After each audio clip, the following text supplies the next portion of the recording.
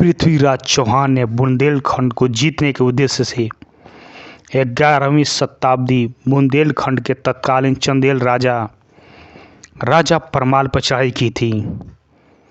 उस समय चंदेलों की राजधानी महोबा थी। अल्लाह उदल राजा परमाल के मंत्री के साथ ही वीर योद्धा भी थे। बैरागढ़ के युद्ध में अल्लाह उदल ने पृथ्वीराज चौहान को युद्ध में बुरी तरह से परास्त कर दिया था।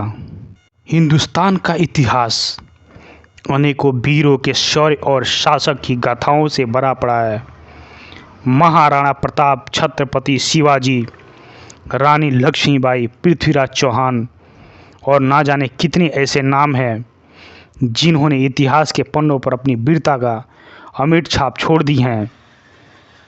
इन सब के बारे में देश का बच्चा बच्चा जानता है, लेकिन आज एक ऐसा वीर योद्धा की अद्भुत कहानी के विषय में हम बात करने जा रहे हैं जिनकी वीरता का कोई शान ही नहीं रहा, लेकिन इतिहास के पन्नों में उन्हें स्थान हासिल ना हो सका जो दूसरे को हुआ।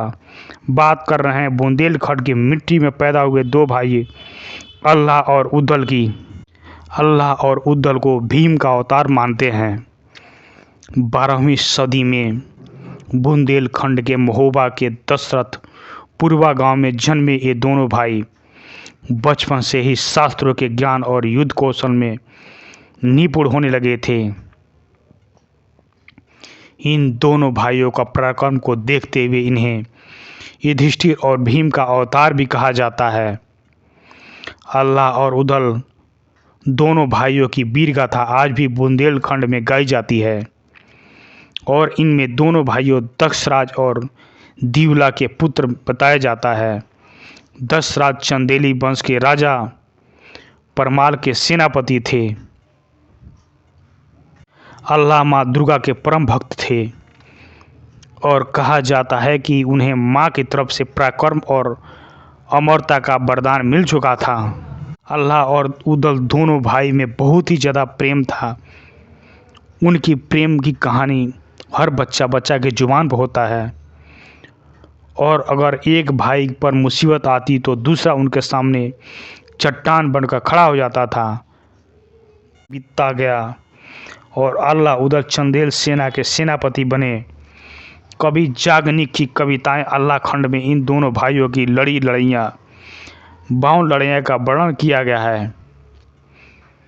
अल्लाह उदल ने पृथ्वीराज चौहान को जीवन दान दिया। अल्लाह और उदल दोनों का अंतिम युद्ध दिल्ली के शासक पृथ्वीराज चौहान के साथ हुआ। 11वीं शताब्दी में बुंदेलखंड का विजय का सपना लेकर पृथ्वीराज चौहान चंदेल शासक पर हमला किया। उस वक्त चंदेलों की राजधानी महोबा थी। बैरागढ़ में भीषण लड़ाई हुई। अल्लाह के भाई उदल के वीरगति की प्राप्ति हुई। इसके बाद भाई की मौत की खबर सुनते ही अल्लाह ने आपा खो बैठे और पृथ्वीराज चौहान की सेना पर कहर बनकर टूट पड़े। करीब 1 घंटे के युद्ध के बाद पृथ्वीराज चौहान और अल्लाह रण में एक दूसरे के आमने सामने आए।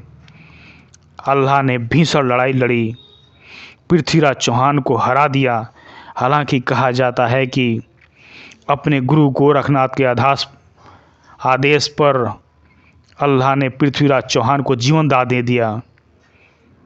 इसके बाद अल्लाह ने संन्यास ले लिया और माँ शारदा की भक्ति में लीन हो गए। आज भी बैरागढ़ में माँ शारदा के मंदिर में मान्यता है कि हर रात दोनों भाई अल्लाह और उदल माँ की आराधना करते हैं। कहा जाता है कि रात को सफाई के बाद मंदिर के कपाट बंद किए जाते हैं, लेकिन सुबह जब कपाट खोले जाते हैं तो वहाँ पूजा करने के सबूत मिलते हैं। महोबा जिले के 12वीं शताब्दी के वीर योद्धा अल्लाह और उदल की वीरता की कहानी उत्तर भारत के घर घर में कही जाती है और गाई जाती है। इन योद्धाओं ने अलग अलग 52 लड़ाइयाँ लड़ी और सभी में विजयी हुए। दोनों ने पृथ्वीराज चौहान और उनकी सेना को भारी लड़ाई लड़ी और पृथ्वीराज चौहान की सेना को काफ़ी नुकसान पहुंचाया। लोग आज भी करते हैं अल्लाह उदल का सम्मान। स्थानीय लोगों का कहना है कि 800 वर्ष बीत गए, फिर भी महोबा के उद्दल के सम्मान घोड़े के जैसे घोड़सवार कोई नहीं कर पाता था। शादियों के समय दूल्हे को यहाँ घोड़े पर बैठकर नहीं गुजरना जाता है। इस पर अंग्रेजी प्रशासक जेम्स ग्राट ने लिखा है एक किताब में, एक बारात जा रही थी और दूल्हा घोड़े पर बैठा था। जैसे ही बारात उद्दल चौक पर पहुंची, घोड़ा भड़क गया और उसने दूल्हे को पटक दिया। मैं सुनने में आया था कि उद्दल चौक पर कोई घोड़ा बैठकर नहीं जा सकता था, लेकिन आज मैं यह प्रत्यक्ष रूप से देखा था। अल्लाह उद्दल की कहानी बिना पूरे नहीं होते सामाजिक संस्कार। महोबा में ज़्यादातर सामाजिक संस्कार अल्लाह उद्दल की कहानी के बिना पूरे नहीं माने जाते। बच्चों के नाम पर भी अल्लाह खंड के लेखा रखा जाता है। पूरे महोबा और बुंदेलखंड में कोई भी ऐसा नहीं जो दोनों भाइयों योद्धा को याद न दिलाते हों। बचपन से पराक्रमी थे अल्लाह उद्दल। अल्लाह मध्य भारत में स्थित ऐतिहासिक बुंदेलखंड के सेनापति थे और अपनी वीरता के लिए विख्यात थे। अल्लाह के छोटे भाई का नाम उद्दल था और वह भी वीरता में अपने भाई से भी बढ़कर था। जगनेर के राजा जगनीक ने अल्लाह खंड नामक एक काव्य में रचा है। इन वीरों ने 52 लड़ाइयाँ लड़ी थी। उद्दल ने अपनी मातृभूमि की रक्षा हेतु पृथ्वीराज चौहान से युद्ध करते हुए वीरगति को प्राप्त हुए। अल्लाह को अपने छोटे भाई वीरगति की खबर सुनकर अपना आपा खो बैठे और पृथ्वीराज चौहान की सेना पर टूट पड़े।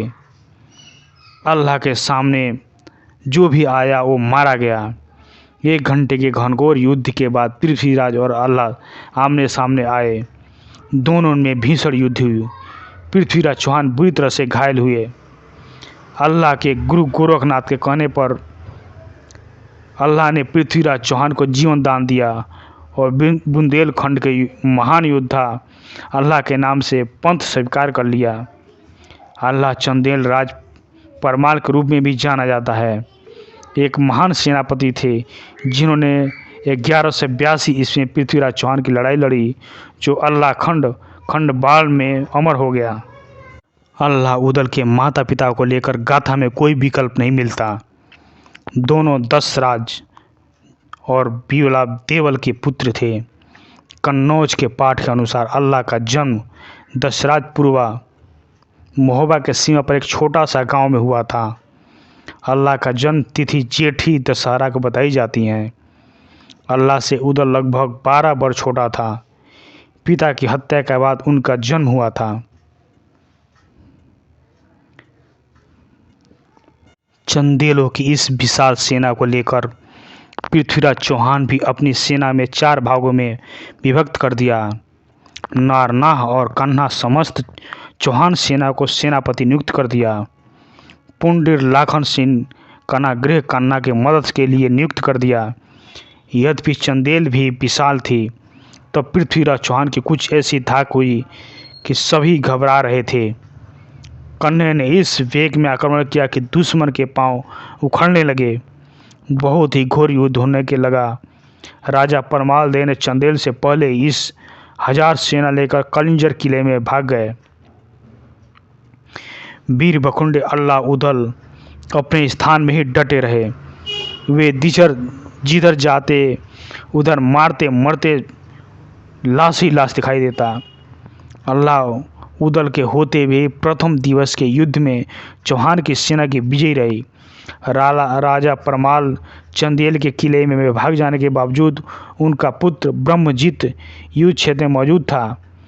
अल्लाह ने उन्हें चले जाने के लिए कहा, पर उसने कुछ युद्ध में भागने से मना कर दिया और कहा कि कायरों का काम है युद्ध छोड़ के भागना। पहले का युद्ध समाप्त होते ही पृथ्वीराज चौहान की सेना द्वारा जयचंद और राजा परमाल के चंदेल की कई सामंत हजारों सिपाही भी मारे गए। दूसरे दिन युद्ध भी शुरू हुआ। आज उद्दल 20,000 सैनिकों को लेकर युद्ध मैदान में आ पहुंचा। आज उसकी वीरता का प्रशंसा उसकी शत्रु भी करने लगे। उदल की वीरता को देखकर चौहान के सेनापति विचलित हो उठे। इसे देखकर पृथ्वीराज चौहान स्वयं ही युद्ध मैदान में उदल का सामना करने लगे। बहुत देर तक युद्ध हुआ, परंतु कोई कम ना था। पृथ्वीराज चौहान के हाथों उदल बुरी तरह से घायल हो गए और आखिरकार उन्हें अपने हाथों के वीर गति प्राप्त हुई। उदल की मृत्यु के समाचार सुनकर ब्रह्मजीत और अल्लाह क्रोध से भर उठे। दोनों ने पृथ्वीराज चौहान को घेर लिया। पृथ्वीराज चौहान को घेरे देखकर कन्ना उनकी दौड़ा, लेकिन अल्लाह ने कन्ना पर ऐसा वार किया कि वह बेहोश हो गया और गिर पड़ा। इसके बाद संयम द्वारा पृथ्वीराज चौहान का मदद करने आगे आए और यही होता रहा। अल्लाह ने पृथ्वीराज चौहान को सोने के चने के बराबर कर दिया। फिर उनके जो गुरु गोरखनाथ थे उन्होंने बोला कि पृथ्वीराज चौहान के एक बार जीवन की दान दे दो, क्योंकि इनसे आगे बहुत कुछ काम कराने हैं। यह सुनकर अल्लाह ने उनको जीवन दान दिया और यह है पृथ्वीराज चौहान और अल्लाह की लड़ाई का कहानी।